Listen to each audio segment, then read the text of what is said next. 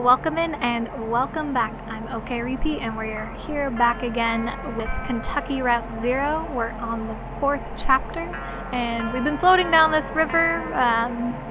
We've seen some mighty strange things and we've missed maybe some stranger ones, but we're continuing again with Will as he's musing from the future about things he has seen. That right there is Ratliff Monuments. If you ever need a headstone carved, for a loved one, I mean. Violet Ratliff, never married, nevertheless bore 6 children, Earl, Kelly, Barb, Ron, Young Earl, and Beauty, and for each birth she locked the doors of Ratliff Monument for only 1 day, even with the Young Earl when she was in labor for 36 hours. Wow. Impressive. Well, that's what folks said, and I met her and I believed them. She had the unyielding disposition of a cliffside. None of the Violet's children had any desire to go into monument making.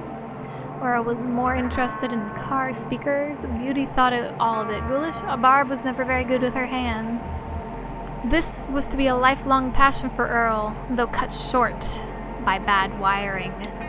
The run of the shop fell at last to young Earl, the only Ratliff still at home when his mother finally passed at 82, and who then had the honor of engraving her headstone. He was done well for the most part. The shop was damaged in the flood several years ago. His craftsmanship has suffered over time. The showcase, a mock cemetery out front, was mostly washed away, stone monuments bobbing violently in the first torrent of the flood, eventually sank and spread along the channel bottom downriver, an elongated graveyard with no human loss, visited by eyeless fish and adorned with indifferent wreaths of algae. If a few stray stones ended up at the bottom of the lake, Leith, too, will never know. Young Earl is the last of his short line professionally, and there's nobody around qualified to carve his monument, so he's already claimed one of those at the bottom of the river for himself. How's he gonna get it out? I guess he'll just have to go diving, but if it's a super heavy one. By the way, I just have to say the aesthetic of this boat, if you look at it really closer, like, you know it's a boat, but it has none of the other features of a boat. That seems a bit suspicious, the cave right here.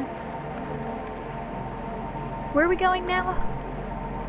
Oh, we're still probably going to deliver the package. Ezra taught us a card game. Shannon, Ezra, the old man, and I stopped at the Radvansky Center to make some quick cash. Well, we don't much need cash. But Ezra could teach us a card game. Give Ezra some time to flex his knowledge muscles. He's a knowing person. The Mucky Mammoth. Got the gang all here together. Clara draws a card. Clara, 3 deep breaths, 8 white doves, 5 slow hours. Kate draws a card. 7 blue petals, 3 deep breaths, 8 white doves, 5 slow hours. Ooh. Clara to Kate, what are we listening to? Kate, just this tape a friend of mine sent me. They live in the desert.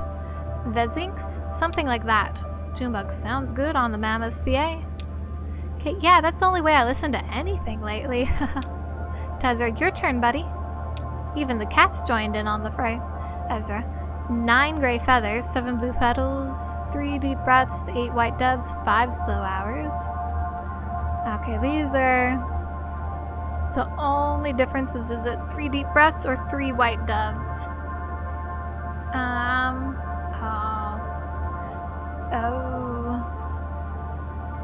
8 deep breaths. Oh no, it was 7, 3, 8. I think either way... Did I get it wrong? Clara to Ezra. You're beaten at your own game, haha. Oh, I should have done pass. I think they are both the same. Only the verbiage was different. Well, I'm just glad it didn't come to my turn again. You took a bullet there, my friend. Ezra, it's a hard game. That's why I like it. I was going easy on you. It seems like something someone his age would say. Okay, and we're only how many cards in now? 5 or something? I assume it will go to 52. Yeah, it's the whole deck. It goes until everyone forgets a card. That could go on a long time then. Well, not with this crowd, I guess. We're all too soggy-brained, I know I am. I even take homemade supplements for it. Shade-grown lichen boiled with the peel of a lemon, then frozen and crushed with oak leaves. It's a scalp massage oil. You can smell it if I get close. It dries the brain out a bit, which is helpful for a good memory if I can remember to use it often enough in the first place. Oh, don't worry, the soggy brain has its benefits too.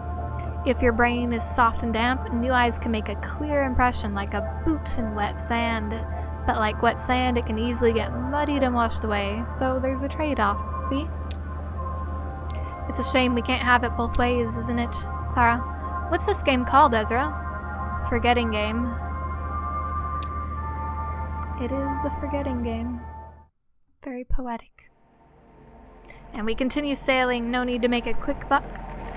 Kate likes to give her passengers the opportunity to make some floating around money, and that lab pays cash in small envelopes upon completion of their little gauntlets of non-invasive tests. It's a project for the university. I think they're studying... I don't remember. I just realized that we're in debt. It's super hardcore, and we could have used that money. I was thinking just of our first destination. I'm so stupid. The Mammoth also collects their trash, mostly shredded papers, though Kate says once they left half a vending machine on the dock. But nobody seems too interested in the lab stop that night. They stayed aboard and played a card game. I read a book. Let me tell you about it. Takes place in a small town in the Pacific Northwest. The town is never named, but it's colorfully described. Woolly, fog, broken, coastline, provincial shopkeepers. The main characters are mail carriers. They're co-workers, Mimi and Jen. Mimi is older than Jen, but they seem to be at the same point in their lives. They like their work. They have a playful and antagonistic relationship with their boss. I actually only read a bit from the middle. Mimi confides in her friend about a traumatic event from her past. Jen reminisces about a cat she lost track of. The two had caused to reflect on the history of their work together. Something got messed up. A document misplaced or filed under the wrong heading. I wasn't really paying close attention to that part, but the event prompted a long conversation about the procedural history of their work together, and that illustrated a history of their friendships in broad, suggestive strokes. In my life's work as the Echo River's premier anecdotalist, I've always found that a carefully exerted moment is more powerful than an epic history. That's my excuse, anyway, for reading books from the inside out. So I stopped there. My eyelids were getting heavy. We were headed back to the lake, and a chance encounter with the Iron Pariah. I knew it. I knew we would run into the Iron Pariah. You, of course, have heard about the Iron Pariah.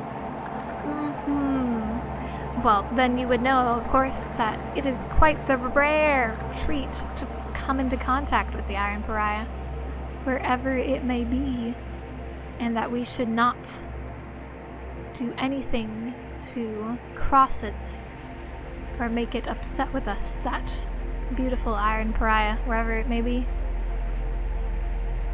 I think he said it's when we reach our destination. Oh, here's the gravestones, so we must be at the monument maker guy. Maybe. Take your time loading. I can wait here quite a while. I took a nap. Ezra helped Kate forage for mushrooms. That sounds more entertaining than napping, but who knows? Naps have dreams, and I would probably enjoy a nap. A grove. Are the lights increasing? Here they come. We're approaching the grove. I'm surprised Johnny didn't join us.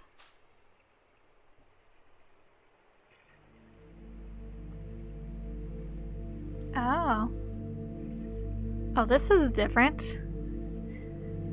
She lit a second cigarette with the embers of her first one. She trembled, sweating a little under a heavy coat. It was warmer near the doors, but she was following directions. No smoking within 25 feet of hospital entrance.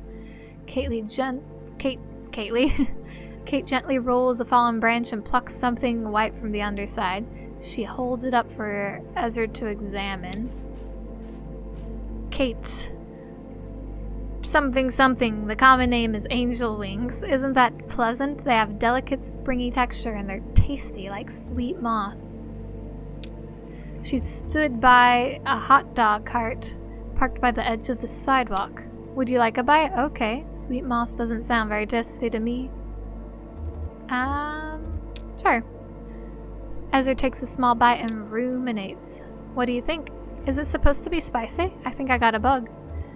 It does taste like moss. No. Go ahead and spit that out. It's okay. My mushroom hunting mentor told me it's useless to pretend to know mushrooms. They escape your iridation. The more you know them, the less sure you feel about identifying them.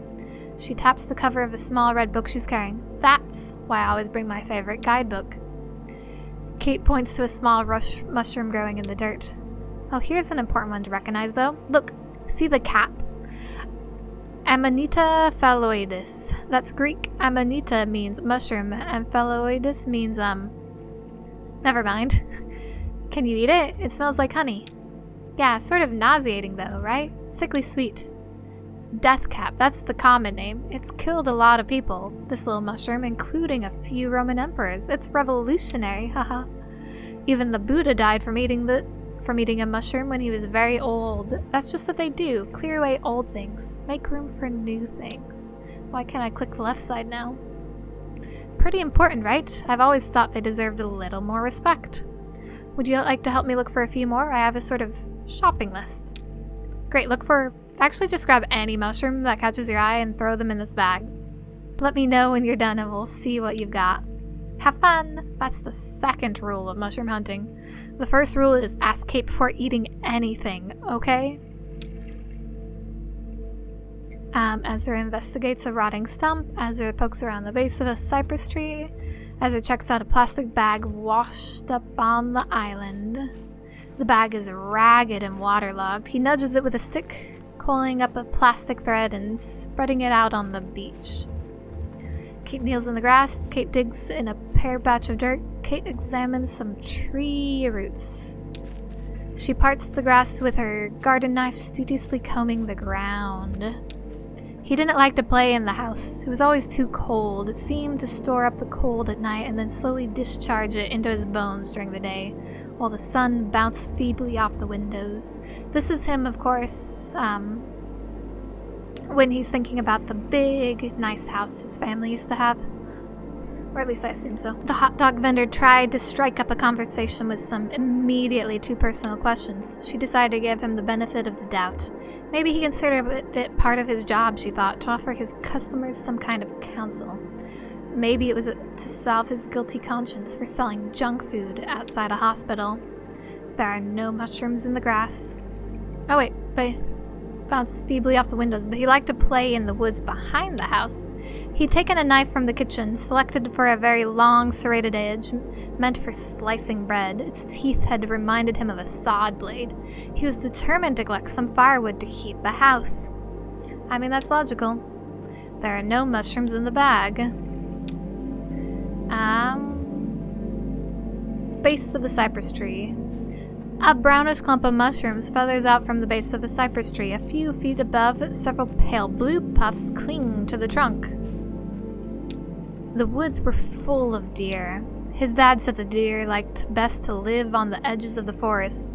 Recent development in the area had created a lot of fresh edges, so they asked there and sometimes ran into the road.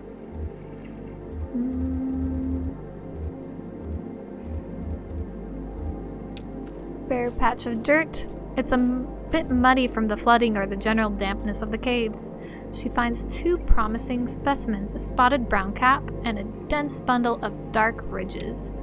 Had she ever tried any alternative medicines? Acupuncture? Homeopathy? Ayurveda? Magical thinking? Have you ever tried magical thinking? Well, have I got a trick for you. Think magically. Have you ever tried it? If not, try today. Why not? She said she'd never heard of any of those things. He fished a stray hot dog out of the pickle jar. So gross. Dark brown ridges and folds cover the surface of the mushroom. It has a pleasant, almost fruity smell. plucks the mushroom, tries to wipe some mud off her boot. Kate didn't find anything? That's okay. No, we found something. He prods one of the pale orbs with a stick and cracks open a little, releasing a fine dust into the air. He felt like the world outside the woods had somehow slipped away while he was gone, and now there was nothing but the woods. He kept on going. Removes a puffball and puts it in the bag. Wait, I can barely see what it says. He tripped on the protruding root and lay for a while in the mud, examining the pale upper branches of a sycamore tree, listening to the soft rumble of a faraway thunderstorm. Then louder, closer, and his hair stood on end, and there was the bird. That must have been how they met. I love stories like that. Didn't find anything, I just found this one. This one I can't really use, but I picked it just to show it to you. It looks a lot like the very popular eating mushroom around these parts called a morel, but it's not a morel. Kate slices the mushroom in half lengthwise. It's full of white fiber, the consistency of cotton.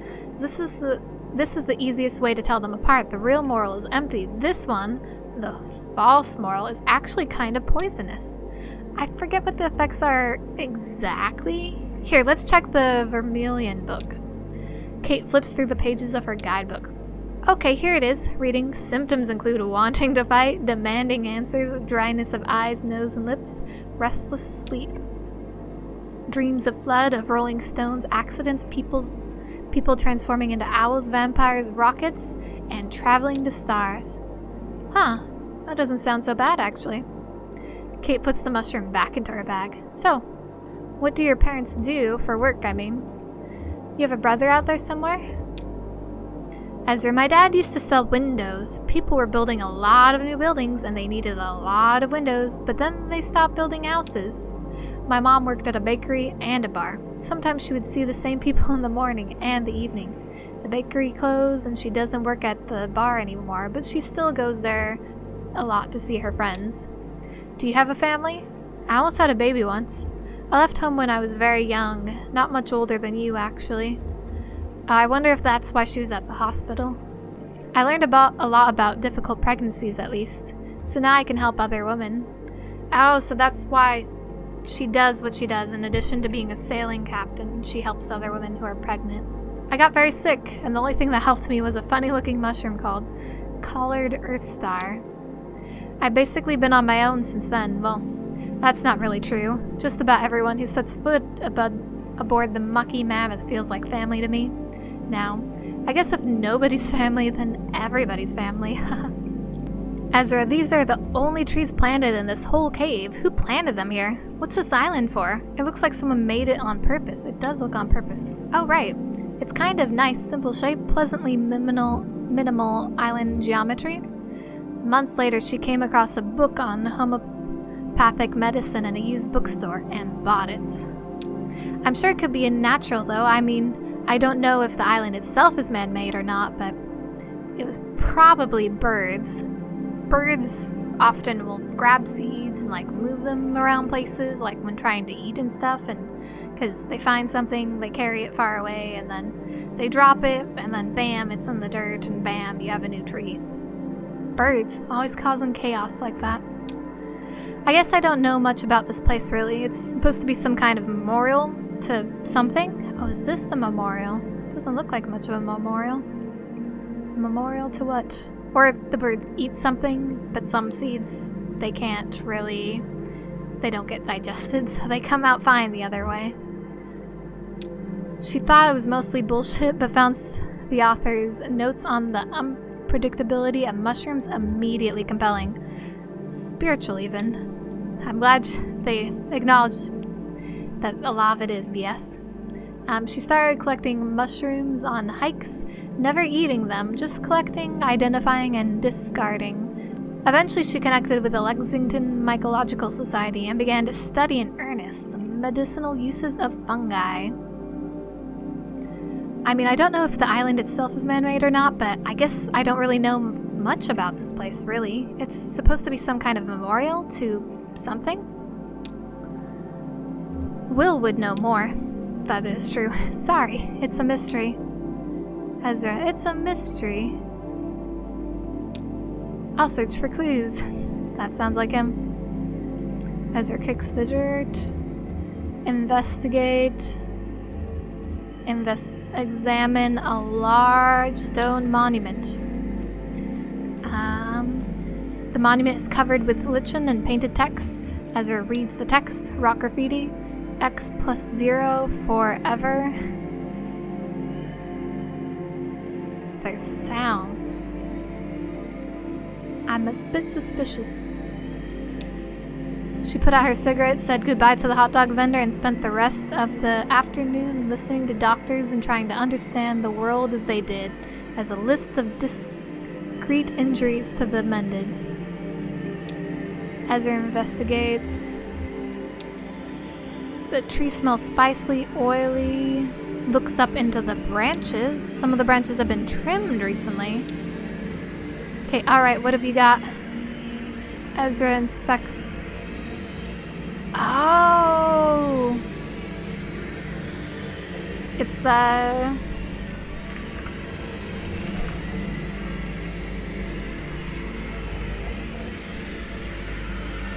It's that one boat. No, well, yeah, maybe it is, but it's covered in cats. That's the sound we were hearing, is just cats on cats. Cats eat dead people. That many cats. Would we have to worry about them trying to eat us? Stone forever, interesting. What do you think that means? Hugs and kisses forever? Or they could be initials. I thought they were initials. Xeris and Oliver. What do you think the monument is for? I'm not sure anyone remembers. The branches of the tree are trimmed. Oh, good observation. So I guess someone's still taking care of this place. Or just practicing their tree trimming somewhere out of the way. Well, Ezra, I can't say I know what that all adds up to. Like I said, I wish Will were here. He'd have some local history for us. We could ask him back on the boat. Look up at the old battleship drifting by. Oh, there it is. The Iron Pariah. That was the name of it. Don't worry, it's just passing by. What do you think of it? Where did it come from? Have you ever been aboard? Yeah, it's a mystery. I don't think it was built here, so it must have been from somewhere. There are a lot of ways to get here, though, and all these caves are connected, and the same for the rivers. It's hard to know where anything down here comes from. I've heard it was in the Civil War. Supposedly there's nobody even aboard, no people, I mean. Someone told me she got close to it by accident and heard a strange wailing sound. She was a passenger on the Mammoth. She said that she had been out fishing on a rowboat and got swept up by a current near the cluttered place. Before she knew it, the Iron Pariah was upon her. Unimaginably massive up close, but eerily silent. That's the exact opposite of what I'm experiencing now. Oh. Ezra's parents shook him awake. They seemed alarmed, but not immediately concerned. They led him back into the house, They led him back to the house, past the house, into the car. Dad said they were going to stay at the bus station for a while. The one with the little arcade with the car game he liked. The only sounds, she said, were the lapping of the lake water against its iron hull and a faint sort of, well, she said a chorus of meows. I'd be damned if I know what that sounds like. I've never gotten close enough to the ship myself. Dad watched them closely in the rearview mirror, expecting Ezra to be excited or confused or scared, but he didn't feel anything. He hardly seemed to hear. In fact, he felt like he was observing the family from a distance, from far above, from the clouds. So I wonder if the eagle is like his spirit animal.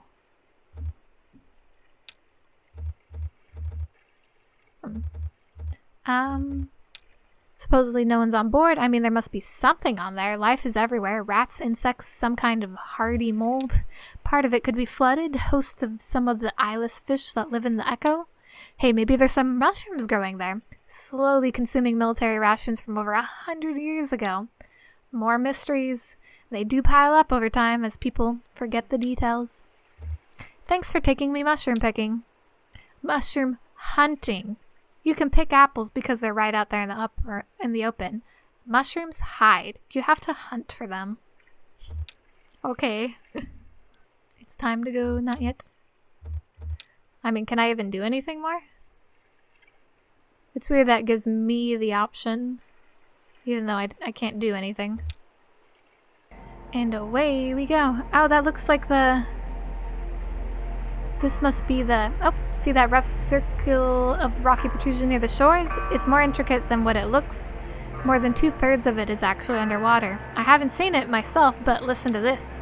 It's man-made, and the rocks weren't placed according to their size, but so what's visible is more or less a uniformly random selection of the overall shape. It looks like it might be a spiral, all told, or maybe some kind of meditative labyrinth.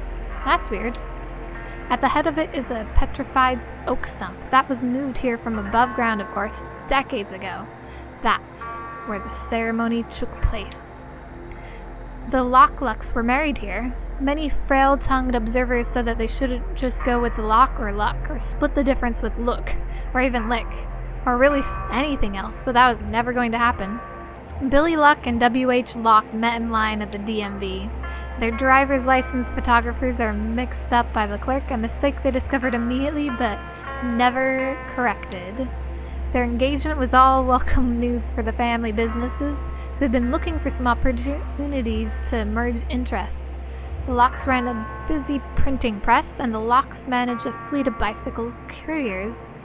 These were the Locks of Lock Large Animal Storage and the Locks of Luck Family Nut Company. Bicycle. The natural next step was to start a local paper. What would become of the Echo River Evening Record? The ceremony itself was humble and perfunctory, and it must have somehow involved these rocks. Maybe they walked around them in a spiral like a symbol of their ever-tightening bond. Probably the rocks marked the boundary between the two families. Lucks on the inner loop and Locks on the outer, or the other way around. And it must have also involved the petrified stump. Neither family is particularly religious, but rumors persist that the officiant wore a robe. Intriguing. The Loch-Lucks.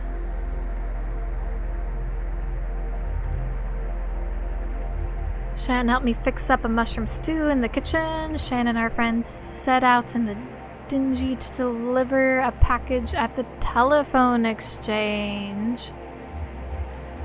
Ooh, we do have to figure out the telephone exchange part.